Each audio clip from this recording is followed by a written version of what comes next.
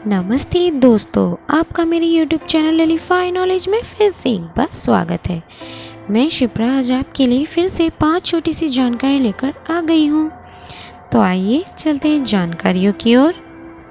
पहला, दोस्तों, नैनो इंजीनियरों ने एक ऐसे माइक्रो रोबोट का आविष्कार किया है जो फेफड़ों में तैर सकते हैं और निमोनिया का उपचार कर सकते हैं।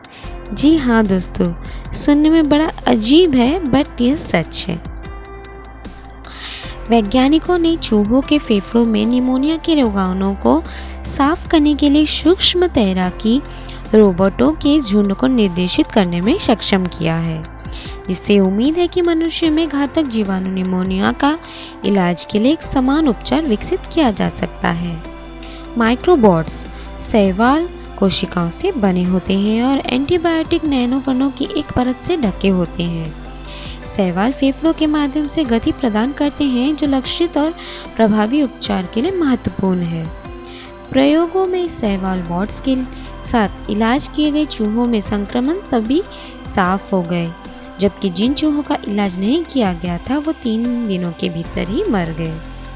प्रौद्योगिकी अभी भी एक अवधारणा के सबूत के चरण में है, लेकिन शुरुआती संकेत बहुत ही आशाजनक है। इस माउस डेटा के आधार पर हम देखते हैं कि माइक्रो रोबोट संभावित रूप से बैक्टीरिया के रोगजनकों को मारने और अधिक रोगियों के जीवन को बचाने के लिए एंटीबायोटिक पैट में सुधार कर सकते हैं। कैलिफोर्निया विश्वविद्यालय सैन डिएगो में बाल रोग के एक चिकित्सक और प्रोफेसर विक्टर निजेट कहते हैं, शैवाल कोशिकाओं पर नैनोकण छोटे बहुलक क्षेत्र से बने होते हैं, जो न्यूट्रोफिल के झिल्ली के साथ लेपित होते हैं। एक प्रकार का सफ़ेद रक्त कोशिका, ये झिल्ली बैक्टीरिया और शरीर की अपनी प्रतिरक्षा प्रणाली द्वारा उत्पादित भड़काऊ अणुओं को बेअसर करते हैं, और नैनोकणों और शैवाल दोनों स्वाभाविक रूप से नीचा दिखाते हैं। हानिकारक सूजन कम होती है और संक्रमण के खिलाफ लड़ाई में सुधार होता है, और तैराकी माइक्रोबॉट्स अपने उपचार को वहीं वितरित करने में सक्षम होते हैं जहां इसकी आवश्यकता होती है। यह वह सटीकता है जो इस दृष्टिकोण को इतनी अच्छी तरह से काम कराती है। शोधकर्ताओं ने यह भी स्थापित किया कि माइक्रोबॉट उपचार एंटीबायोटिक दवाओं के अंतःशिरा इंजेक्शन की तुलना में अधिक प्रभावी है। वास्तव में चूहों में समान प्रभाव प्राप्त करने के लिए इंजेक्शन की खुराक शैवाल कोशिकाओं पर लोड की तुलना में 3000 गुना अधिक होनी चाहिए। दूसरा, दोस्तों, क्या आप वेजिटेरियन हैं? तो ये फैक्ट खास करके आपके लिए है। एक नए अध्ययन से पता चलता है कि मांस खाने वालों की तुलना में शाकाहारियों यानी कि वेजिटेरियन में अवसाद से पीड़ित होने की संभावना 2 गुना अधिक होती है। दोस्तों, यहाँ पर अवसाद का मतलब डिप्रेशन होता है, जबकि पोषण अवसाद के लक्षणों में एक भूमिका निभाता है। शोधकर्ताओं का कहना है कि सामाजिक कारक और जानवरों के इलाज से परेशान अवसाद के लक्षणों में योगदान करते हैं। एक नए अध्ययन के अनुसार शाकाहारियों में मांस खाने वालों की तुलना में लगभग 2 गुना अवसाद होता है। ब्राज़ील में अध्ययन के आंकड़ों पर आधारित एक शोध ने यह बताया कि जिसमें मांस खाने वालों में अवसाद की उच्च दर पाई गई है। हालांकि नए अध्ययन से पता चलता है कि यह लिंग पोषण सेवन से स्वतंत्र है। आहार और विशिष्ट स्वास्थ्य समस्याओं के बीच एक कड़ी को देखने के लिए यह सीधा लग सकता है और यह मान सकता है कि पूर्व किसी प्रकार की पोषण संबंधी कमी के कारण बाद वाला हो रहा है। सबसे पहले यह संभव है कि उदास होने के कारण लोगों के शाकाहारी बनने की संभावना बढ़ जाती है, न कि इसके विपरीत। अवसाद के लक्षणों में नकारात्मक विचारों के साथ साथ अपराध बोध की भावनाएं शामिल हो सकती है। यह मानते हुए कि उदास और गैर उदास लोगों को बूचड़खानों और कारखानों की खेती कई परेशान करने वाली सच्चाई का सामना करने की समान रूप से संभावना है। यह संभव है कि उदास लोग उन विचारों पर चिंतन करने की अधिक संभावना रखते हैं और मांग पैदा करते हैं में अपने हिस्से के लिए दोषी महसूस करने में अधिक संभावना रखते हैं। इस मामले में उदास शाकाहारी इस तरह सोचने के लिए ज़रूरी नहीं है, जबकि अवसाद को कभी कभी अवास्तविक रूप से नकारात्मक धारणाओं के रूप में वर्णित किया जाता है। तो शाकाहार और अवसाद के बीच की कड़ी को क्या समझा जा सकता है? क्या कोई गैर पोषक तंत्र जो पूर्व कारण को बाद बल वाला बनाता है, या रिश्ता पूरी तरह से किसी भी चीज से जुड़ा है? यह मानते हुए कि उदास और गैर उदास लोगों को बूचड़खानों और कारखाने की खेती से परेशानी होती है, इस मामले में दूसरा यह संभव है कि शाकाहारी भोजन का पालन करने से पोषण के अलावा अन्य कारणों से अवसाद हो सकता है। यहाँ तक कि अगर शाकाहारी भोजन में कुछ पोषक तत्वों की कमी नहीं है तो ऐसा हो सकता है कि मांस का त्याग अन्य तरीकों से अवसाद का कारण बन सकता है। तीसरा, दोस्तों, क्या आपने फेसबुक, ट्विटर या इंस्टाग्राम पे 150 साल पुरानी पेंटिंग में एक महिला को आईफोन के साथ चलते हुए देखा है? जी हाँ दोस्तों, एक ऐसी पेंटिंग सामने आई है जो हर किसी को हैरान कर रही है। 1860 की एक पेंटिंग में एक महिला को लोकप्रिय एप्पल डिवाइस के बारे में लोगों के दावे को पकड़े हुए देखा जा सकता है। कलाकृति का नाम द एक्सपेक्टेड वन है और इसे फर्डिनेंड जॉर्ज वाल्डमूलर द्वारा चित्रित किया गया था। यह टुकड़ा एक महिला को ग्रामीण इलाके से घूमते हुए दिखाता है, जबकि जाहिर तौर पर उसके हाथ में एक आईफोन है। उसे टकी उसके हाथ में वस्तु से चिपकी हुई है, जबकि एक प्यार करने वाला आदमी उसे गुलाबी फूल देने के लिए कोने में देखा जा सकता है।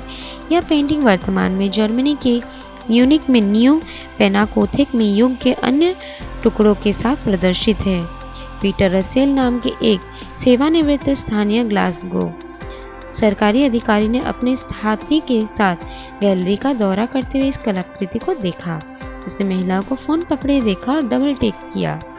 रसेल ने वाइस से कहा, जो बात मुझे सबसे ज़्यादा प्रभावित करती है वह यह है कि तकनीक में बदलाव ने पेंटिंग को व्याख्या को कितना बदल दिया है।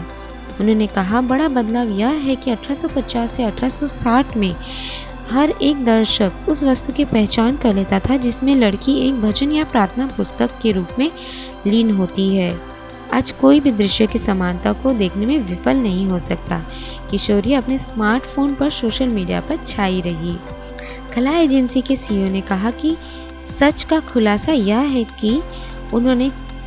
कि महिला ग्रामीण इलाकों में घूमते हुए प्रार्थना पुस्तक पढ़ रही है, न कि सोशल मीडिया ब्राउज कर रही है।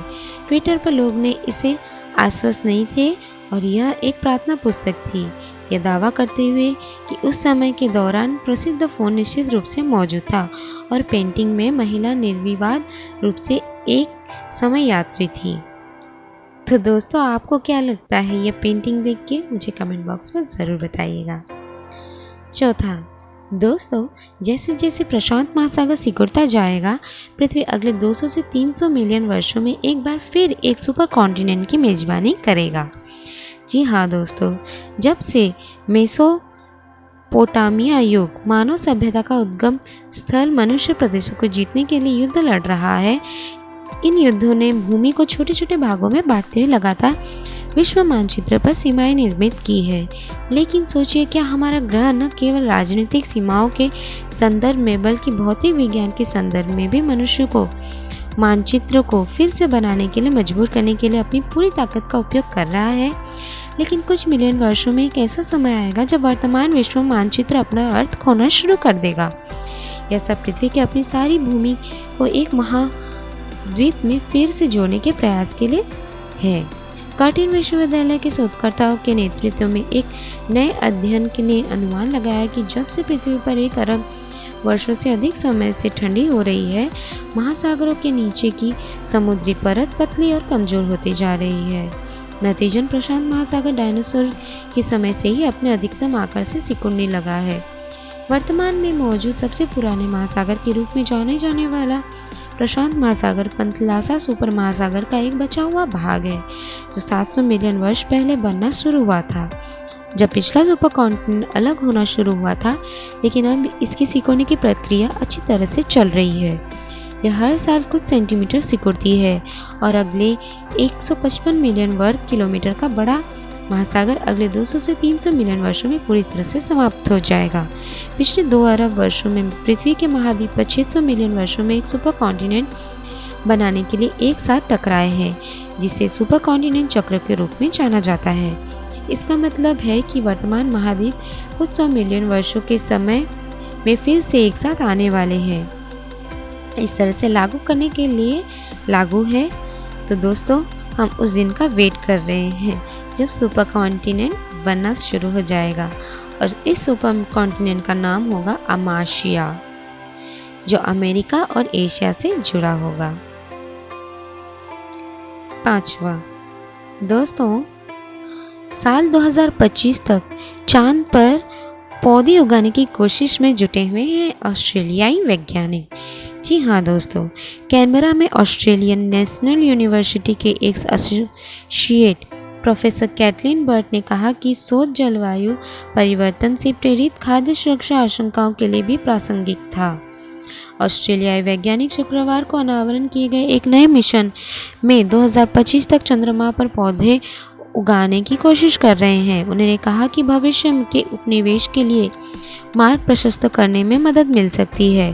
क्वींसलैंड यूनिवर्सिटी ऑफ टेक्नोलॉजी के प्लांट बायोलॉजिस्ट ब्रेट विलियम्स ने कहा कि बीजों को बेरेशिट 2 अंतरिक्ष यान एक निजी इजराइल मून मिशन द्वारा ले जाया जाएगा। लैंडिंग के बाद उन्हें सीलबंद कक्ष के अंदर पानी पिलाया जाएगा और अंकुरन और वृद्धि के संकेतों की निगरानी की जाएगी। उन्होंने कहा कि पौधों का चयन इस आधार पर किया जाएगा कि वे विषम परिस्थितियों में कितनी अच्छी तरह सामना करते हैं और कितनी जल्दी अंकुरित होते हैं। एक संभावित विकल्प एक ऑस्ट्रेलियाई पुनरुत्थान घास है जो एक निष्क्रिय अवस्था में पानी के बिना जीवित रह सकता है। शोधकर्ताओं ने बयान में कहा, परियोजना भोजन, दवा और ऑक्सीजन उत्पादन के लिए पौधों को उगाने की दिशा में एक प्रारंभिक कदम है जो चंद्रमा पर मानव जीवन को स्थापित करने के लिए महत्वपूर्ण है। कैनबरा में ऑस्ट्रेलियन नेशनल यूनिवर्सिटी के एक एसोसिएट प्रोफेसर कैटलिन बर्ट ने कहा कि शोध जलवायु परिवर्तन से प्रेरित खाद्य सुरक्षा आशंकाओं के लिए भी प्रासंगिक था। बर्ट ने बयान में कहा कि यदि आप चंद्रमा पर पौधे को उगाने के लिए एक प्रणाली बना सकते हैं तो आप पृथ्वी पर कुछ सबसे चुनौतीपूर्ण वातावरण में भोजन उगाने के लिए एक प्रणाली भी बना सकते हैं। तो दोस्तों, आज की दी हुई जानकारी आपको कैसी लगी मुझे कमेंट बॉक्स पर ज़रूर बताइएगा, और मेरे इस वीडियो को लाइक शेयर सब्सक्राइब करना ना भूलिएगा। नए नए वीडियोस पाने के लिए आप बेल नोटिफिकेशन को भी प्रेस करना ना भूलिएगा। Thank you.